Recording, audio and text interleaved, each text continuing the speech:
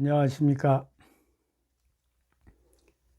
그동안 신라 무상선사에 대해서 5차례로 나누어서 말씀을 드렸습니다.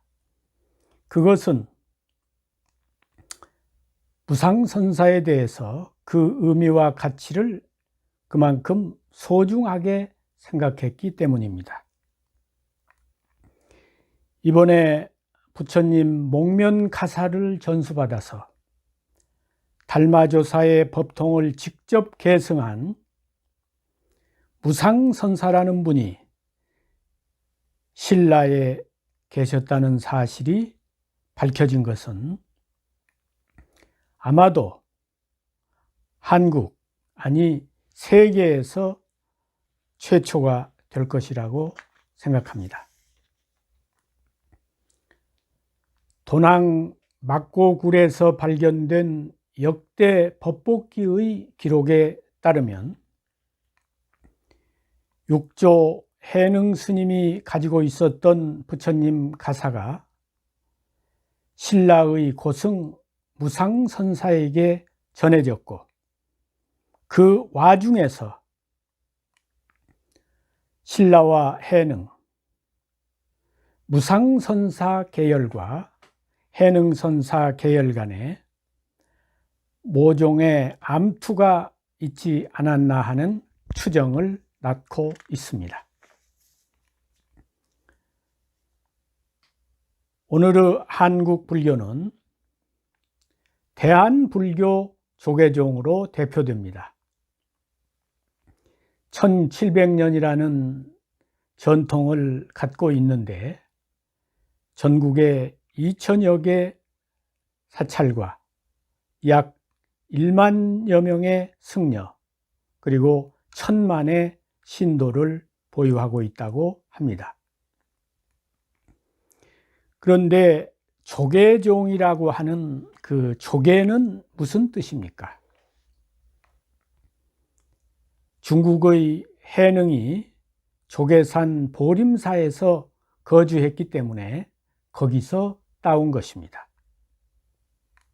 그러니까 한국 불교는 중국의 해능을 시조로 하고 있다는 사실이 조계종이라는 세 글자에 뚜렷이 못 박혀 있는 것입니다. 기존의 한국 불교는 조계종이라는 명칭이 시사하는 바와 같이 중국의 해능을 경유해서 한국에 전해진 것으로 되어 있습니다.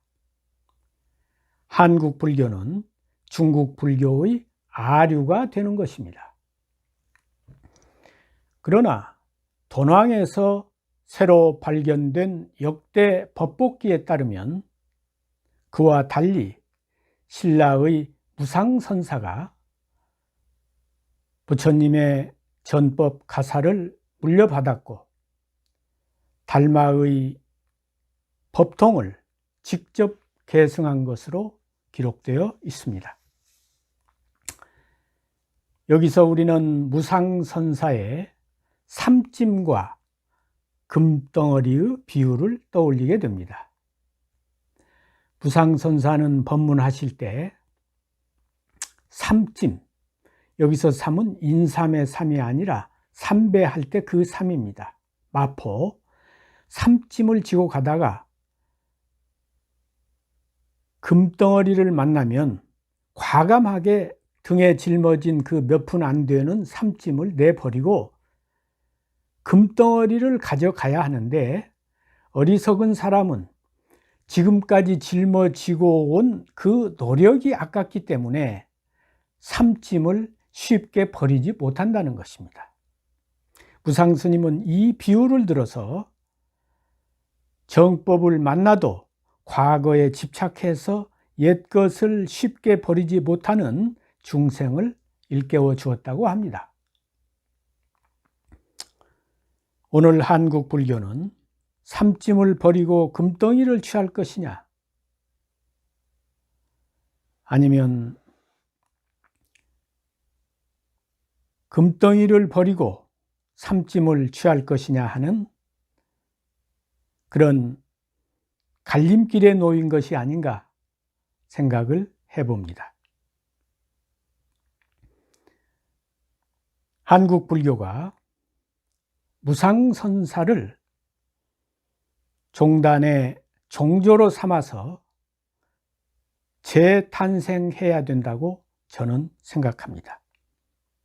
그 이유를 다음과 같은 세 가지로 요약해서 말씀드리겠습니다. 첫째는 현재 한국 불교는 중국 불교의 아류가 되어 있습니다.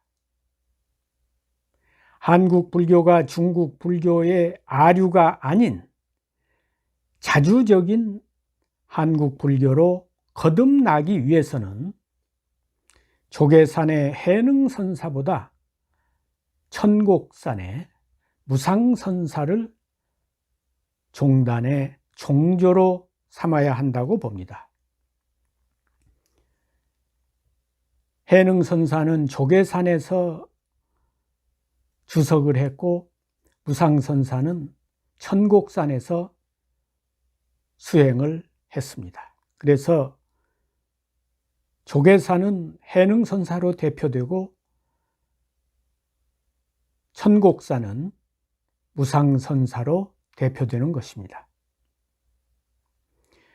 중국에는 중국의 부처 해능선사가 있었다면 한국에는 한국의 부처 무상선사가 있는데 왜 굳이 우리가 해능을 시조로 삼아서 한국 불교의 뿌리를 중국에서 찾아야 할 이유가 있겠습니까?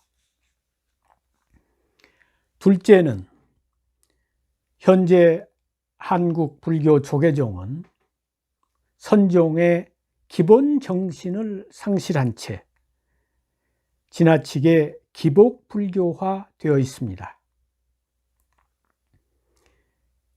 진정한 수행자의 진면목을 보여준 무상선사를 종조로 삼아서 선풍을 다시 진작시켜야 된다고 생각합니다. 기복 불교를 수행 불교로서 재정립할 필요가 있는 것입니다. 조계사 마당에는 언제나 연등이 뒤덮고 있는데 그것이 불자들의 마음의 법등을 밝히는데 얼마나 기여했는지 묻고 싶습니다. 또 언젠가 조계사 대웅전에서 바퀴 달린 대형 여행 가방을 들고 다니면서 불전함에 불전을 수거해가는 모습을 본 일이 있습니다. 연등과 불전함, 이것이 오늘날 조계종이 기복 불교화되어 있는 반증이라고 봅니다. 당나라 때 나은이라는 시인이 있었습니다. 그가 증무상선사라고 하는 시를 지었는데 무상선사에게 주다. 그 전에는 무상선사가 신라 사람인지 알지 못했기 때문에 이 시가 무상선사에게 준 글인지를 알지 못했죠. 그런데 이제 역대 법복기를 통해서 무상선사가 바로 신라 스님이라고 하는 것이 밝혀지면서 이 글이 신라 무상선사에게 준 글이라고 하는 것을 알게 된 것입니다. 그 시 내용이 이렇습니다. 인인 진도 사공왕 사람마다 입으로는 세상 일이 세상사가 헛되다고 말을 하는데 심리 망어 시정망이라 마음속에는 바쁠 망자 시정 잡배보다도 더 바쁘구나. 그러니까 입으로는 사공 빌공자 사공을 이야기하는데 마음은 바쁠 망자 시정 잡배보다도 더 바쁘다 이거야. 유유마당 산승객 오직 마당산에 그 객승이 있는데, 유유마당 산상객 사문생로 양상망이라 죽음의 문과 삶의 길을 모두 다 잊고 사는구나. 생사를 초월하고 산다 이 말입니다.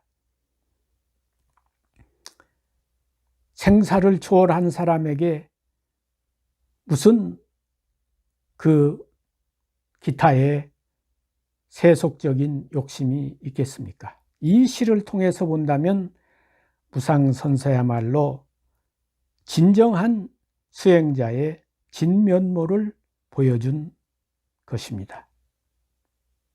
따라서 이런 무상선사와 같은 이런 분을 종조로 삼아서 한국의 불교가 기복불교에서 수행불교로서 거듭나야 된다고 보는 것입니다. 셋째는 한국 불교는 21세기라고 하는 이 시대에 맞는 수행 방법론의 재정립이 필요하다고 봅니다. 인도의 석가모니께서 설하신 내용이 8만 대장경으로 정리되었습니다. 그러나 그것은 너무 복잡하기 때문에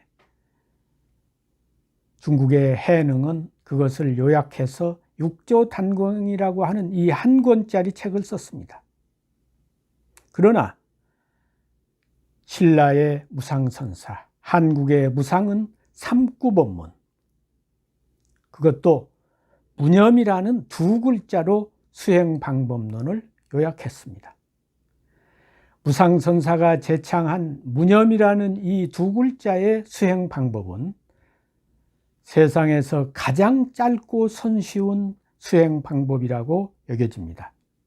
독경이나 좌선이 필요 없이 언제 어디서나 누구나 무념의 상태로 집착과 오염을 벗어나서 맑고 깨끗한 본심으로 생활하는 이 수행방법,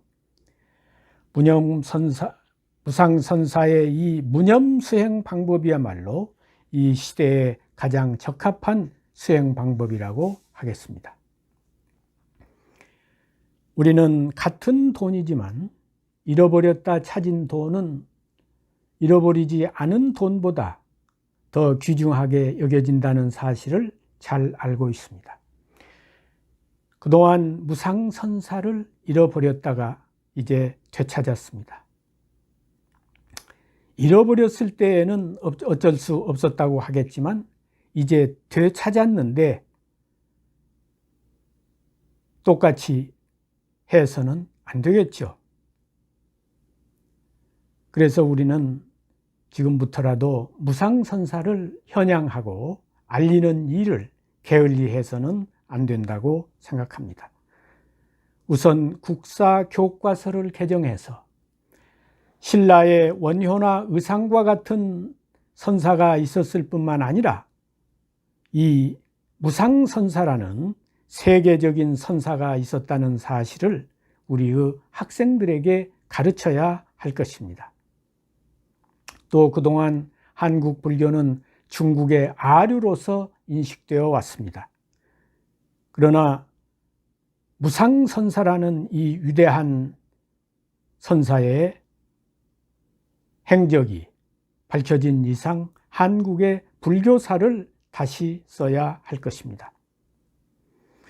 그리고 무상선사는 신라의 왕자로 태어나서 중국에서 득도를 하였고 인도 달마의 불법과 부처님의 법의를 전해받고 중국 10대 선종의 하나인 정중종을 창종하였습니다. 그 극적인 위대한 삶은 소설이나 영화의 소재가 되기에 충분합니다. 우리는 이분을 영화로 만들어서 전 국민에게 널리 알려서 국민적 자긍심을 고취시키고 긍지를 높일 필요가 있다고 생각합니다. 또 이 중국의 아류로 되어 있는 한국 불교, 기복화되어 있는 한국 불교가 이 신라 출신 무상선사를 중심으로 재정립되어야만 앞으로 한국 불교가 새로운 불교로 거듭날 수 있다고 생각합니다. 감사합니다.